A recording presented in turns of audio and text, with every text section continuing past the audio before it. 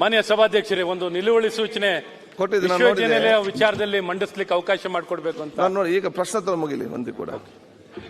Sangameshwar BK Patil ಅಧ್ಯಕ್ಷರೇ, ಪ್ರಶ್ನೆ ಸಂಖ್ಯೆ 994 ಬೃಹತ್ ಮತ್ತು ಮಧ್ಯಮ ಕೈಗಾರಿಕಾ ಸಚಿವರನ್ನು ಕೇಳ ಬಯಸ್ತೇನೆ. ಸನ್ಮಾನ್ಯ ಸಭಾಧ್ಯಕ್ಷರೇ, ಉತ್ತರವನ್ನು ಒದಗಿಸಲಾಗಿದೆ. ಅಧ್ಯಕ್ಷರೇ, ಉತ್ತರವನ್ನು ಕೊಟ್ಟಿದ್ದಾರೆ. ಆದರೆ ಕೆಲಸ ಬಹಳ ಮಂದಗತವಾಗಿ ಸಾಗ್ತಾ ಇದೆ.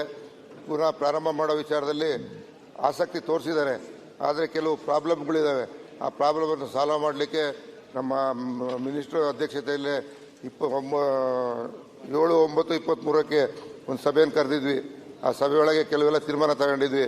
ಆ ತೀರ್ಮಾನ ಅಷ್ಟೇ ತೀರ್ಮಾನ ಆಗಿದೆ ಹೊರತು ಕಾರ್ಯಗತ ಆಗಿಲ್ಲ.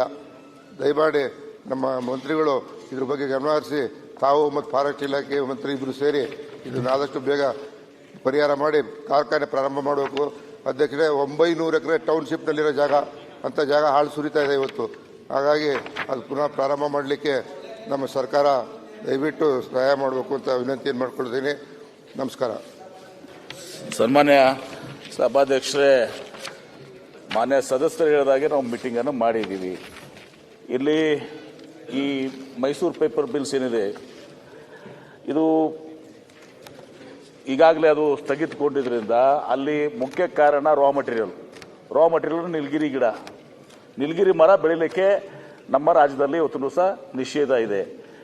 ನೀಲಗಿರಿ ಮರ ಬೆಳಿಲಿಕ್ಕೆ ನಿಷೇಧ ಇರೋದ್ರಿಂದ ಆ ಕಾರ್ಖಾನೆಗೆ ಇವತ್ತು 2 ಸಲ ನಾವು ಹಿಂದೆ ಬೇರೆಯವ್ರು ಕರೆದಿದ್ವಿ. ಹಿಂದೆ ಕರೆದ್ರು ಕೂಡ ಯಾರೂ ಕೂಡ ಅಲ್ಲಿ ಬರ್ತಾ ಇಲ್ಲ. ಮತ್ತು ಈಗ ನಾವು ಮಾನ್ಯ ಸದಸ್ಯರು ರಿಕ್ವೆಸ್ಟ್ ಮಾಡ್ಕೊಂಡ ಮೇಲೆ ನಾವು ಫಾರೆಸ್ಟ್ ಮಿನಿಸ್ಟರ್ ಒಂದು ಮೀಟಿಂಗ್ ಮಾಡಿದ್ದೀವಿ.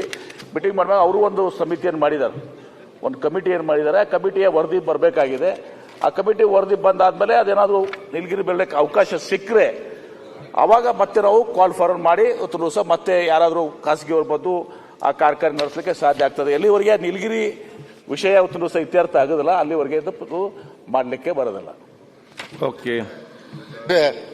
ನೀಲಗಿರಿ ಬಿಟ್ಟರೆ ಬೇರೆ ಪ್ರಾಡಕ್ಟ್ ಮಾಡೋಂಥದಕ್ಕೆ ಟೆಂಡರ್ ಕರೀಲಿ ಅಧ್ಯಕ್ಷರೇ. ಒಟ್ಟಿಗೆ ನಮ್ಮ ಯುವಕರಿಗೆ ಉದ್ಯೋಗ ಸಿಗಬೇಕು. ಭದ್ರಾವತಿಯಲ್ಲಿ 4,000 ಜನ ಕಾರ್ಮಿಕರಿದ್ರು, ಈಗ ಒಬ್ಬರು ಇಲ್ಲ. ಅದು ನೀಲಗಿರಿ ಬಿಟ್ಟು ಬೇರೆ ಪ್ರೊಡಕ್ಷನ್, ಬೇರೆ ಯಾವ್ದಾದ್ರು ಪ್ರಾಡಕ್ಟ್ ತಯಾರು ಮಾಡೋಕ್ಕೆ ಕಾರ್ಖಾನೆ ಇದು ಮಾಡಲಿ. ಈ ವಿಚಾರ ಏನು ಹೇಳಿದ್ರೆ ಈ ಬಗ್ಗೆ ಪರಿಶೀಲನೆ ಮಾಡ್ತೀವಿ ಸನ್ಮಾನ್ಯ ಅಧ್ಯಕ್ಷರೇ.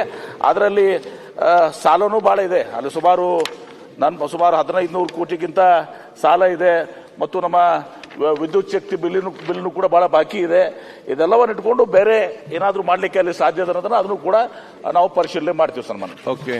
ಇಲ್ಲಾಂದ್ರೆ ಅದು 900 ಎಕರೆ ಸರ್ಕಾರಿ ಜಾಗ ಏನ್ ಮಾಡ್ತೀರಾ ಮತ್ತೆ MPME ಸಂಬಂಧಪಟ್ಟಿದ್ದು? ಅದನ್ನ ಆಲೋಚನೆ ಮಾಡಿ ಹೇಳುವ ನೋಡಿ ಹೇಳ್ತಾರೆ. ಈಗ ಇಂಡಸ್ಟ್ರಿ ಮಿನಿಸ್ಟರ್ ಅವರೇ ಕೂತ್ಕೊಳ್ಳಿ. ನಥಿಂಗ್, ಜಸ್ಟ್ ನನಗೆ ಶರಣ್ ಕಂದಕೂರ್ ಅವ್ರದ್ದು 2 ಪ್ರಶ್ನೆ ಅಲ್ಲ, 1 ಸೆಕೆಂಡ್, 2 ಸಲ ಕೇಳಿದ್ರು. ಅದು ಉತ್ತರ ಅಂತಲ್ಲ, ಅವರ ಊರಲ್ಲಿ ಒಂದು ಕಾಲೇಜಲ್ಲಿ ಬಂದ್ ಮಾಡಿದ್ರೆ ಅವರ ಆಫೀಸ್ ಕರೆಸಿ ಮಾತಾಡಿ. ಶರಣ್ ಅಲ್ಲಿ ಕೂತ್ಕೊಳ್ಳಿ.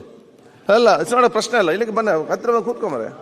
ಭಾಳ ಸಲ ಮಾತಾಡಿದ್ದೀನಿ ಸರ್, ಮತ್ತೆ ಮಾತಾಡ್ತೀನಿ. ಓಕೆ. ಭಾಳ ಸಲ ಮಾತಾಡಿದ್ದೀನಿ, ಮತ್ತೆ ಮಾತಾಡ್ತೀನಿ. ಏನು ಯೂಸ್ ಆಗಿಲ್ಲ ಆದ್ರೂ ಮಾತಾಡ್ತೀನಿ. ಓಕೆ. ಅಲ್ಲ ಈಗಲ್ಲ, ಕೂತ್ಕೊಳ್ಳಿ.